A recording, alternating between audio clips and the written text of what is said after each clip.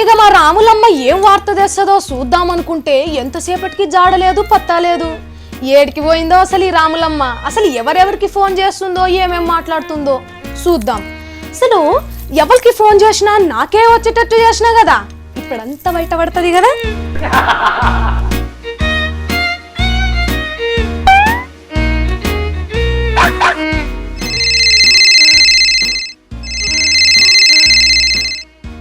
Hello hello, నేను చంద్రబాబు నాయుడిని మాట్లాడుతున్నాను. మీ ప్రాంతానికి ఎమ్మెల్యేగా ఎంపీగా ఎవరిని నియమించాలనుకుంటున్నారో అవకాశం మీకే ఇస్తున్నాను. అందుకోసమే మేము మీకు ఫోన్ చేస్తున్నాము. గట్లనా సారు?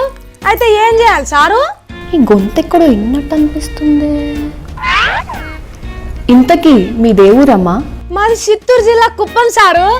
ఇప్పుడు నేను మా పార్టీలో ఉన్న 3 పేర్లు చెప్తాను. వాళ్ళలో మీరు ఎవరిని ఎన్నుకోవాలనుకుంటున్నారో వరుసగా 1, 2, 3 అందులో ఏదో ఒక నంబర్ సెలెక్ట్ చేసుకొని ఆ విధంగా ముందుకెళ్ళండి. సరే చెప్పు. 1 చంద్రబాబు, 2 చంద్రబాబు నాయుడు, 3 నారా చంద్రబాబు. అమ్మని 3 పేర్లు నీయే చెప్పుకుంటావు. నీ సంగతి చెప్తా ఆగు. అసలు ఎవ్వలొద్దు, మాకు ఎవ్వలెవ్వలొద్దు, అసలు నీ పార్టీ వాళ్ళే వద్దు. ఎందుకమ్మా? మీ నియోజకవర్గాన్ని అందరంత ఎత్తు తీసుకెళ్తాం, ఆ విధంగా ముందుకెళ్తాం. హంకెవడి ఆమాని, మేము ఏడికి రాం. కావాలంటే నువ్వే పైకి పోతావో ముందుకు పోతావో నీ ఇష్టం.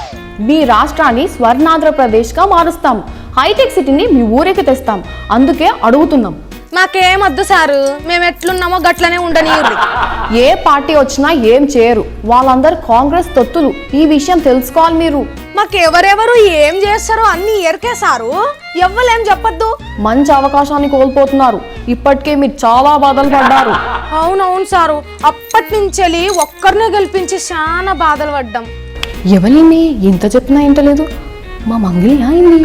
హలో, అటు దిక్కు ఎవరు మాట్లాడుతున్నారు? ఇప్పుడు వచ్చిన తొవ్వకు. నేనే మంగ్లీని.